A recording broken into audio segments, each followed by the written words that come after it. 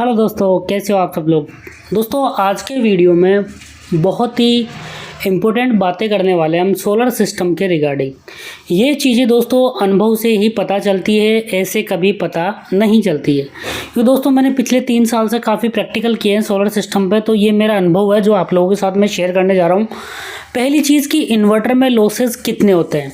तो देखिए दोस्तों, मेरे पास 1 किलोवाट का सोलर सिस्टम है जिसमें मैंने पॉली पैनल लगा रखे हैं। मैं मैक्सिमम लोड 500 वाट तक चला पाता हूँ, मतलब 50% तक।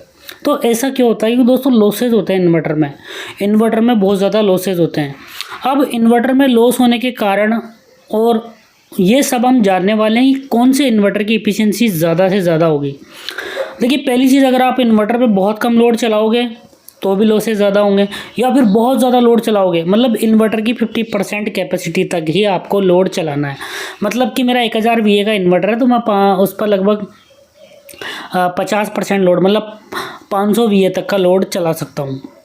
तो वो आराम से मैक्सिमम एफिशिएंसी देगा लगभग 50% लोड पे, और हमारा इन्वर्टर भी हीट नहीं होगा।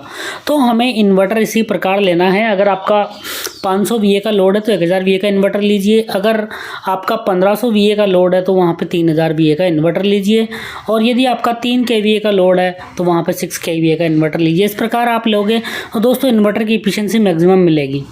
अब आप में से बहुत सारे लोग पूछेंगे कि सर इन्वर्टर की एफिशिएंसी क्यों कम होती है, क्या रीज़न है इसका। तो देखिए दोस्तों, हम क्या करते हैं, इन्वर्टर में 12 वोल्ट DC को 12 वोल्ट AC में कन्वर्ट कर देते हैं। उसके बाद उस 12 वोल्ट AC को 220 वोल्ट AC में कन्वर्ट करने के लिए, मतलब अब उसको वोल्टेज को स्टेप अप करने के लिए 12 वोल्ट से 220 वोल्ट हमें ट्रांसफार्मर की ज़रूरत पड़ती है।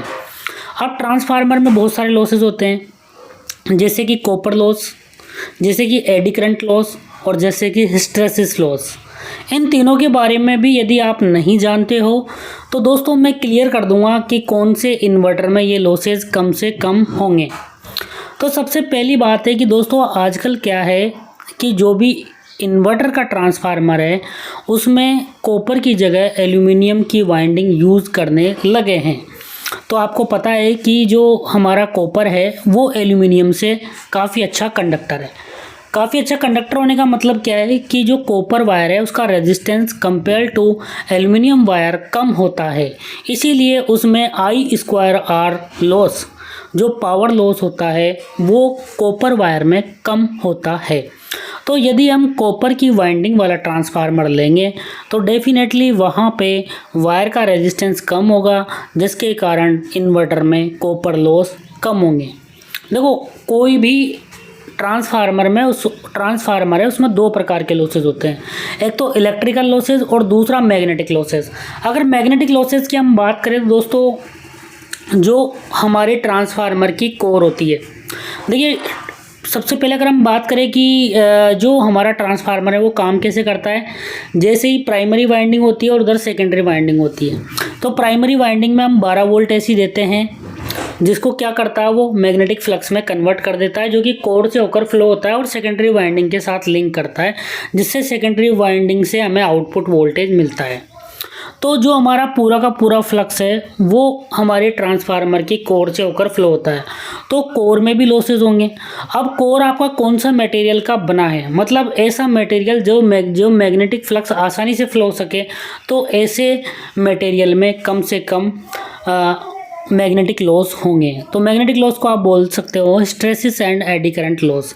अगर दोस्तों वहाँ पे अगर जो आप देखो वहाँ पे हम क्या करते हैं, ठोस स्ट्रक्चर भी यूज़ नहीं करते, हम पतली प्लेट यूज़ करते हैं, जिससे कि एडी करंट लॉसेज कम, और वहाँ पे लेमिनेशन और कर देते हैं, जिससे कि वहाँ पे कम से कम करंट, जो लीकेज करंट है वो कम से कम हो। तो यहाँ पे हमें ऐसा ट्रांसफार्मर वाला इन्वर्टर लेना है जिसमें CRGO cold rolled grain oriented steel, ये भी काफ़ी अच्छा कंडक्टर है मैग्नेटिक फ्लक्स का। इसके अलावा और भी बहुत सारे मटेरियल है दोस्तों, अभी धीरे धीरे चल रहा है रिसर्च इन पे। अभी फेराइट कोर ट्रांसफार्मर भी अभी चल रहे हैं, काफ़ी अच्छी एफिशिएंसी होती है इनकी, बट अभी इन्वर्टर में इतना ज़्यादा नहीं आया है ये, क्योंकि ये जो इंडस्ट्रीज़ है उनमें यूज़ करते हैं कभी कभी। तो अभी इन्वर्टर में फेराइट कोर ट्रांसफार्मर आना बाकी है, पर CRGO ट्रांसफार्मर कुछ कंपनियां यूज़ कर रही है।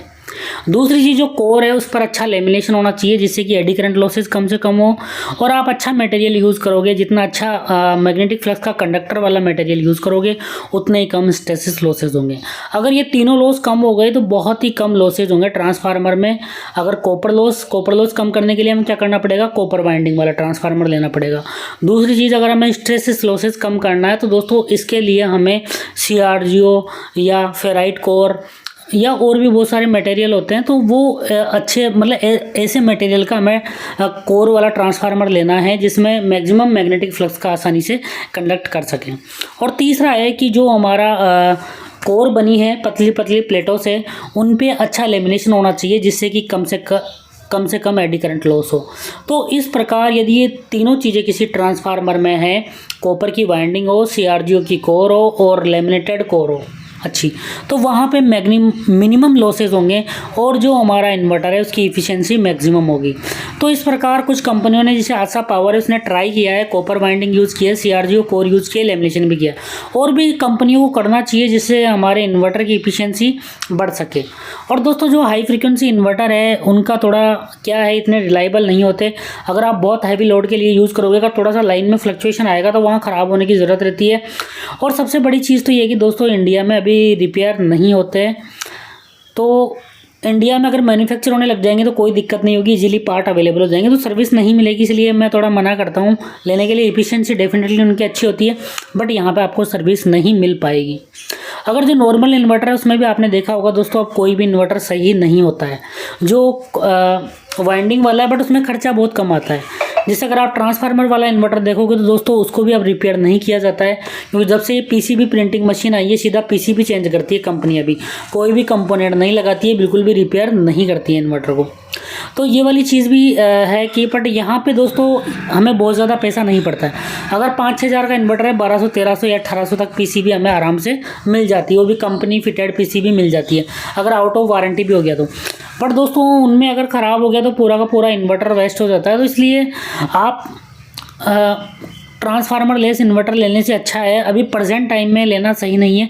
इससे अच्छा है कि आप एक अच्छी क्वालिटी के ट्रांसफार्मर वाला इन्वर्टर ले लो जिसमें CRGO की कोर हो, कॉपर वाइंडिंग हो और लेमिनेटेड अच्छा लेमिनेशन यूज़ किया गया हो। Thank you so much. और चार्ज कंट्रोलर MPPT लो जिससे कि एफिशिएंसी काफ़ी अच्छी मिल सके। Thank you so much.